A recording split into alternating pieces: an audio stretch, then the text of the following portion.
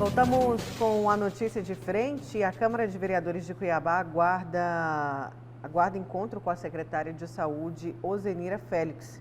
Parlamentares querem saber os detalhes sobre a imunização contra a Covid, apurar denúncias de fura-filas e questionar a lista de público prioritário, que inclui aí profissionais que não estão na linha de frente. A gente já falou disso aqui bastante. Confira na reportagem.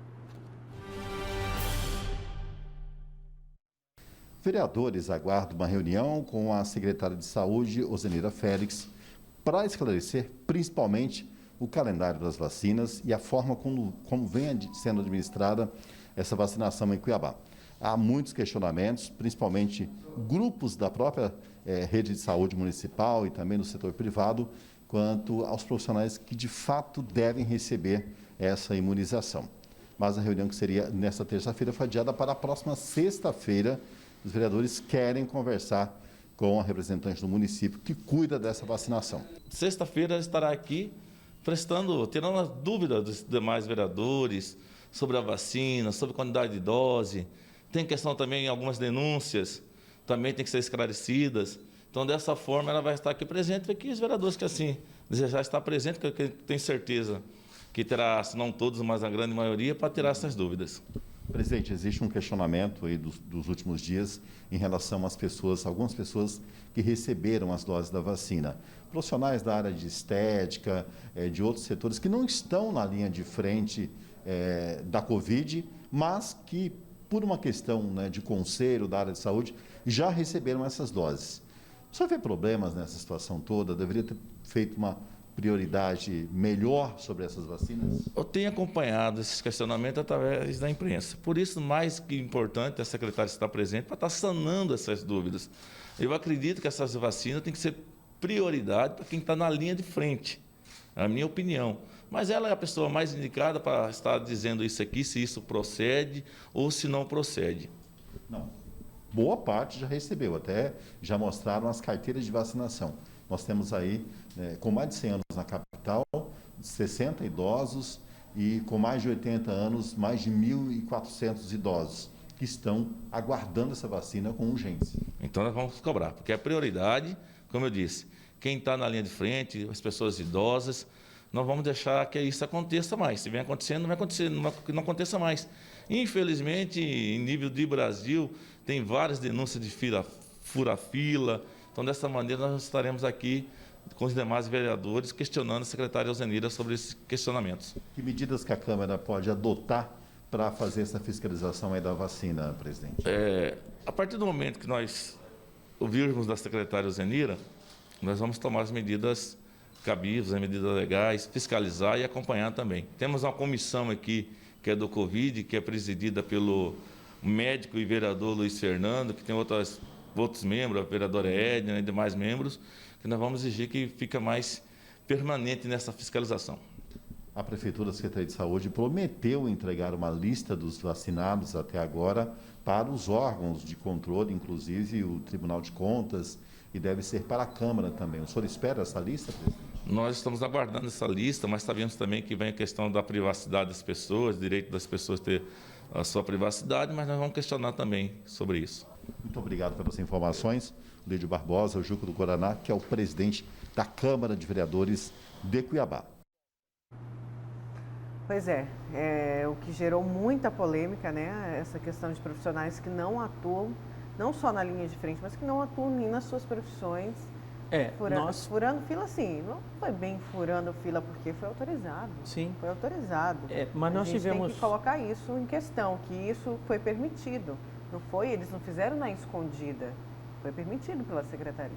Mas precisava de um certo bom senso por parte desses profissionais. Também, só que a secretaria autorizou. Eu sei, porque, veja bem, o problema é que nós tivemos, inclusive nós trouxemos em primeira mão, com exclusividade, um caso de uma fisioterapeuta, que é tricologista também, mas ela não atua como em fisioterapia e não está na linha de frente do combate à Covid-19 e acabou tomando a vacina. Ela atua como tricologista, faz tratamento capilar, quer dizer, não tem absolutamente nada a ver com isso. Outra situação de uma dermatologista, que é dermatologista, mas não atua como dermatologista, na linha de frente no combate à Covid-19. Então, são essas inconsistências, essas distorções que precisam acabar, porque isso sim é furar fila. Mas essa é uma decisão ética. Aí que está a questão, independente da brecha na lei, existe uma questão que é uma decisão ética da pessoa, do profissional. Poxa, por exemplo, a minha esposa é psicóloga, poderia muito bem ir lá e tomar a vacina, mas não está na linha de frente, está atuando em um outro setor que não tem absolutamente nada a ver com a psicologia, quer dizer, tem diretamente a ver com a psicologia. Se o sujeito é fisioterapeuta, ninguém é contra, desde que ele esteja na linha de frente do combate à Covid-19, toma vacina. Qualquer outra pessoa que esteja na linha de frente tem que tomar vacina, porque existe o grupo prioritário. Hoje, essa é a orientação do Ministério da Saúde. O problema é que o brasileiro, na maioria das vezes, impera a lei de Gerson, ele quer levar vantagem em tudo. Olha, eu me formei em fisioterapia, não atuo, tenho uma clínica de estética, aplico botox, entendendo? Mas eu sou fisioterapeuta. Aí vai, como um oportunista, vai lá e toma a vacina, tomando o lugar de um idoso, muitas vezes, que está com 70, 80 anos, que está dentro de casa por 6 meses, 7 meses, 8 meses, que realmente precisa da vacina, acaba não tomando a vacina. Então, essa é uma decisão muito mais de bom senso, ético, do que necessariamente por conta de lei. Se ele tivesse princípio suficiente, caráter suficiente, não iria tomar vacina, por conta exatamente dessa leitura que eu estou passando para vocês. Mas, infelizmente, uns acham que devem ser melhores que outros, né? E acabam atravessando e furando fila. O Brasil, infelizmente, está cheio desses, um monte. Esse mesmo cara que toma vacina, que está furando fila, é o mesmo sujeito que para na vaga de deficiente, é o mesmo que dá desculpa para isso, né? É o mesmo sujeito que fura a fila no colégio, na fila do lanche, para poder comprar o lanche, é o sujeito que recebe R$10 a mais de troco e não devolve. Esse é o perfil dele, né? E ele acha que ele está correto. Olha, deixa eu ir com os dados da Covid, o boletim divulgado pela Secretaria Estadual de Saúde. Vamos aqui então na tela, 228.118 casos confirmados aqui em Mato Grosso da Covid, com 214 mil pessoas que já se recuperaram desta doença. E temos aí o leito, né, de ocupação de UTI, que preocupa bastante, com 73,64%. com 108 disponíveis e, infelizmente, o número de mortes chega à marca de 5.355. Deixa eu trazer também aqui a informação das últimas 24 horas, foram notificadas 910 novas confirmações com 21 mortes, infelizmente, aí que né, no caso da Covid, infelizmente. Olha, o pessoal está aqui falando, Professor Haroldo, em relação ao fechamento de algumas agências do Banco do Brasil, eu concordo, pois os atendimentos ao público é um lixo. A gente vai falar disso daqui a pouquinho. Bom dia, professor Haroldo, a palavra-chave é ética, é o professor André, de Várzea Grande. Aí o pessoal está aqui, vem cá, o funcionário de farmácia é grupo prioritário? Pergunta, né? Professor, concordo com a sua fala sobre bom senso, caráter, porém os servidores públicos ganham para coibir os fura-filas, tem que serem responsabilizados. Como eu falei aqui, deu brecha, o poder público deu brecha, Cuiabá deu brecha para outros profissionais que não estão atuando em unidades de saúde e nem em combate da Covid se vacinarem. Bom, Covid também, né? Saúde é o seu destaque de hoje, Lúcio. O meu destaque de hoje é sobre um contrato aí, firmado com a Prefeitura de Cuiabá, firmado pela Prefeitura de Cuiabá com uma empresa para a compra de medicamentos que serão utilizados ou que devem ser utilizados no combate à pandemia. E aí é o seguinte, aí é um contrato, está aqui no Jornal A Gazeta desta quarta-feira, é um contrato da ordem de 10 milhões de reais. Esta empresa, a sede dela no município de Nova Santa Helena. Só para situar melhor aqui os telespectadores, para quem não sabe, Nova Santa Helena, se eu não fui traído aqui pela informação do Google, tem um pouco menos do que 4 mil habitantes e se localiza a mais de 600 quilômetros aqui de Cuiabá, né? Pode não ter problema nenhum, né? Mas não é normal, né? não é normal. Normalmente, as empresas, principalmente nessa área de medicamentos, se localizam em centros um pouquinho maiores, né, do que o de Nova Santa Helena. E aí é o seguinte, aí tem uma distância considerável, né? Uma distância considerável, né? Mais de 600 quilômetros de Cuiabá. E aí, esses medicamentos vão vir de avião para cá? Ou eles vêm por estrada, né? Dá o quê? 600 e poucos quilômetros, o quê? Umas 10 horas de viagem, 8, 9 horas de viagem, 8 por aí, horas. não é? Se a estrada estiver boa. Bom, detalhando aqui a reportagem, de acordo com a publicação aqui no jornal A Gazeta, faz referência lá à publicação na Gazeta Municipal, né? De acordo com o contrato, foi feito um processo de dispensa de licitação elaborado ainda em 2020. A vigência do contrato é de 180 dias contados a partir da data da assinatura. E aí, o nome da empresa é MD Comércio e Empreendimentos Farmacêuticos, que foi publicado agora no último dia 4 pela Gazeta Municipal. Essa empresa aqui é sediada na Avenida Brasil, no centro do pequeno município mato-grossense. A empresa possui um capital social de R$100 mil. E aí, detalhando um pouco mais aqui, a base para as compras com dispensa de licitação vem do decreto 7.849, de 20 de março de 2020, assinado pelo prefeito Emanuel Pinheiro. E aí, a norma determina que, por conta da pandemia, fica dispensada a instauração de processo licitatório para aquisição de bens, serviços e insumos de saúde destinados ao enfrentamento decorrente da prorrogação aí do novo coronavírus. É isso? Essa empresa já recebeu da prefeitura mais de R$2.700.000.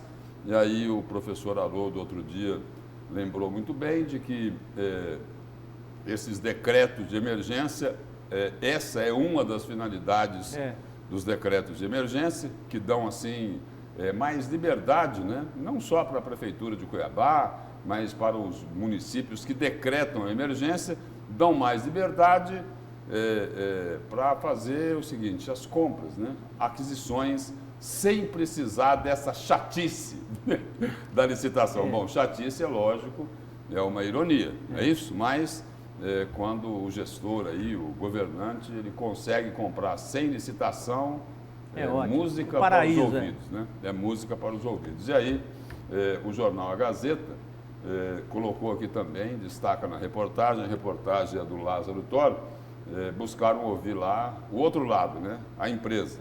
E aí a informação é a seguinte, a reportagem do jornal A Gazeta solicitou à Prefeitura e à empresa contratada mais informações sobre quais medicamentos seriam adquiridos. E aí a outra informação é de que esses equipamentos que seriam vendidos por essa empresa seriam utilizados em UTI, em unidades de terapia intensiva.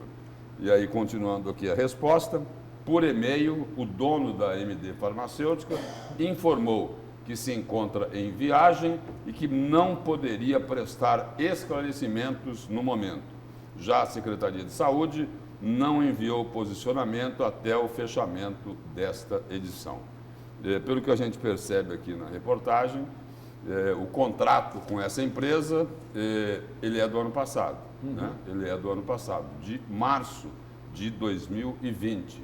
Portanto, o titular da Secretaria de Saúde não era a secretária atual, que está respondendo pela Secretaria de Saúde, a Ozenira Félix, que respondia e responde também pela área de gestão da Prefeitura como um todo. Então, é o seguinte, em março de 2020, o secretário era Luiz Antônio Poças de Carvalho, que depois acabou sendo afastado do cargo pela Justiça por conta de uma investigação de uma outra compra, sem licitação, da famosa ivermectina, que já foi receitada lá pela turma de Brasília, que diz que ia acabar com o coronavírus, né? Mas isso aí é outra história, né? Aí é o seguinte, ele foi afastado por uma denúncia de uma compra superfaturada de ivermectina, mas aí ele deu as explicações, dizendo que não era bem assim, que não foi superfaturado, né? Que a caixa não era com comprimido, era com 4. Bom, continua a investigação para saber se era ou não superfaturada. E eu estou colocando isso só para registrar que esse contrato aqui me parece que foi firmado quando ele ainda era o secretário municipal de saúde de Cuiabá. O Luiz Antônio Poços de Carvalho, lá na política, lá no MDB, foi o nome indicado para assumir o diretório municipal do MDB aqui de Cuiabá, no que seria a terceira via, né? Nessa briga aí de Francisco Fayad de um lado, Janaína Riva do outro. Indicação do Emanuel, né? Emanuel para cá, Janaína para lá. Sim, essa daqui era a via, né? A terceira via, né? Era assim a chapa alternativa para assumir o MDB aqui de Cuiabá, né? Só para completar a história aí, né? E eu dizia o seguinte, eu falei ontem aqui, me parece, de que até algum tempo atrás, Luiz Antônio Poços de Carvalho era muito mais próximo de Carlos Bezerra, né?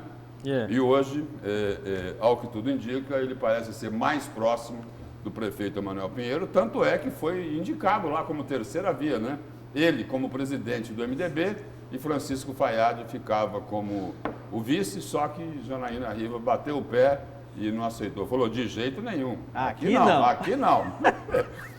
O nosso telespectador está perguntando aqui, Lúcio, se a reportagem traz os nomes, porque ele traz aqui, ó, para dar nome aos bois, os sócios da empresa. Ele manda aqui para a gente. Bom, né? eu tenho aqui na reportagem o nome de o dono da MD Farmacêutica, como informa aqui a reportagem do Lázaro Thor, Dionis Oliveira. Dionis da Rocha Oliveira, é o que o nosso telespectador manda. Né? Dionis Oliveira é o E Márcio de Almeida também sai aqui. O Márcio de Almeida não está aqui. Né? O Márcio de Almeida, a não ser que eu tenha passado batido aqui, mas não. Aqui está o nome de Dionis Oliveira. E o pessoal está a fundo pesquisando, o capital social dessa empresa é de 100 mil reais. R$1.000, né? 100 Tem mil aqui, ó. reais. Bom dia, Nayara, professor Lúcio, quero parabenizar o nosso prefeito, que descobriu um remédio contra a Covid em Nova Santa Helena, pois nunca gostei de injeção. Parabéns, Lúcio, pelo comentário. Claro que também está ironizando. Não, porque causa surpresa, né? Quer dizer, uma compra, né? Um contrato no valor de 10 milhões de reais com uma empresa sediada em Nova Santa Helena, com menos de 4 mil habitantes, a mais de 600 quilômetros de Cuiabá. Eu não tenho aqui, mas eu vou pedir um auxílio para a nossa editora, para a nossa diretora, Iviushi. Qual será a arrecadação de Nova Santa Helena? Né? Qual será a arrecadação? Né? Tudo bem, deve ser uma área do agronegócio, mas como informação seria válido, né? Com certeza, né? Vou também tentar achar aqui. Bom, vamos para o nosso intervalo. Na volta tem mais a notícia de frente. Vamos falar aí da paralisação também, né? Dos funcionários do Banco do Brasil. A gente já volta.